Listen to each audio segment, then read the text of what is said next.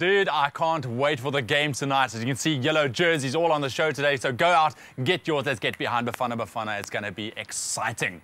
Now, end of last year, Ben Getz and his team went out to establish a beautiful vegetable garden at Lwandle Primary School in Khayelitsha. And the aim of that garden is to support almost 300 kids with fresh vegetables. And I mean, Katlego and Ben actually went back there recently, and man, that garden exploded. Let's check it out. In December, we saw Lwandle Primary School in Khayelitsha plant their first veggie garden. This is a very important project because the growth of as many as 1.5 million South African children younger than 6 has been stunted by malnutrition. The school hopes to feed 300 hungry learners from this garden. Urban Harvest empowered the local community with the know-how, and it's now 6 weeks later, and Katlego is most impressed. Ben, my man, how you doing? Look at what you've done, man. It's amazing. It's absolutely incredible what you've done with this garden. It looks amazing. I can't even imagine how you must feel. I'm feeling blown away. I mean, it's really incredible. After 6 weeks to see a garden looking like this, really incredible. And so when you planted this little seed, were you expecting this kind of growth? We've set up a good number of gardens already, but this is so far the best I've seen. Really impressed with the community support. The garden champions have really taken incredible care, and as you can see, total abundance all around. Now, to a guy like me who doesn't really know much about gardening, I can look at it and I know it looks aesthetically pleasing, but how did you decide where to plant, what to plant? Some of the key elements are companion planting, so obviously that's on the micro scale, what plants we plant together. I think one of the most important things is the perennial plants on the edge. Those are the ones that are going to be protecting the garden from the wind, creating a windbreak, also providing the garden with organic matter that's going to go into the compost, into the pit beds, into the earthworm farm. So in a sense, you want to make sure that the whole garden's getting enough sun, but there's also shelter. I think I just saw a ladybird there, so obviously nature approves. It's an absolutely brilliant sign.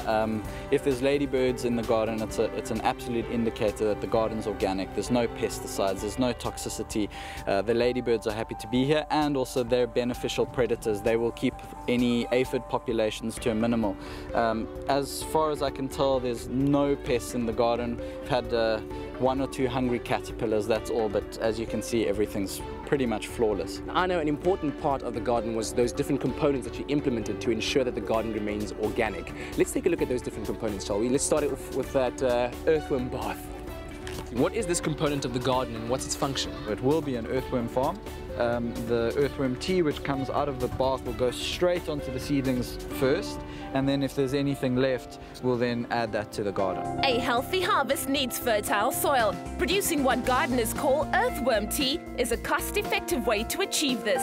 So down there we have the earthworm tea, right? Yep, this is the earthworm tea right here, quite a nice amount of it, and it's really concentrated. Even got a nice sweet smell to it. Really good, and this is part of what keeps the garden growing so healthy and strong. Okay, well let's take a look at the guys that are actually making the earthworm tea inside the bath. The earthworms, let's take a look.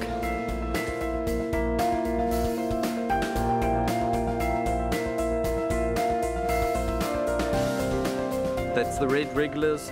They're incredible, they're absolutely essential for the garden. They're going to process all the organic matter which is coming out of the garden and create that earthworm tea and the compost which is going to go back into the garden. Great. Now remember, there were also these big holes that you dug out. Let's take a look at those, shall we?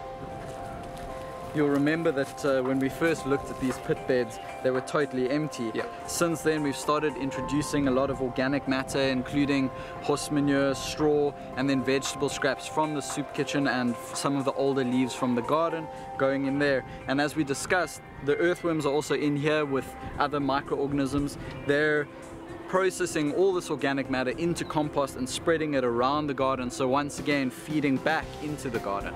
And so speaking of feeding, I know that when you started you estimated the garden would feed about 300 students. Is that still possible? Absolutely, we've got a really bumper harvest. This will be feeding into an existing feeding scheme and helping to bolster that feeding scheme to bring much greater nutrition to 300 kids as we Dude, that is really great. Congratulations, but I see the harvest is on. Let's help out, shall we? Cool. Green beans, spinach and onions, the Garden Champion volunteers are doing a great job. The few hours a week they invest in this project are met with an abundant reward. So, Mums, it's 2013. Tell me about how it feels to see this garden having grown so much in the past 6 weeks.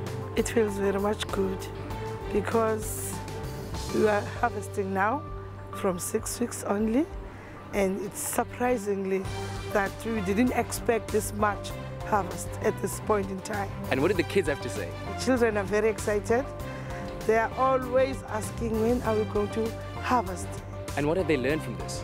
They've learned that from nowhere you can be somewhere, because this was an open space, a very dry piece of land. But the urban harvest people, they came and they work on the land, and now they plant some trees, plants and veggies. Now we are harvesting today. Well done, Lwandle Primary School. If you want to try this at your school or home, keep tuning into Expresso over the next few weeks as we share some practical tips. This is absolutely amazing. You have eggplant, green beans, spinach, all fresh from this garden, and I think it's living proof of what we can all achieve as South Africa if we stand together. Like former President Nelson Mandela once said, it always seems impossible until it's done.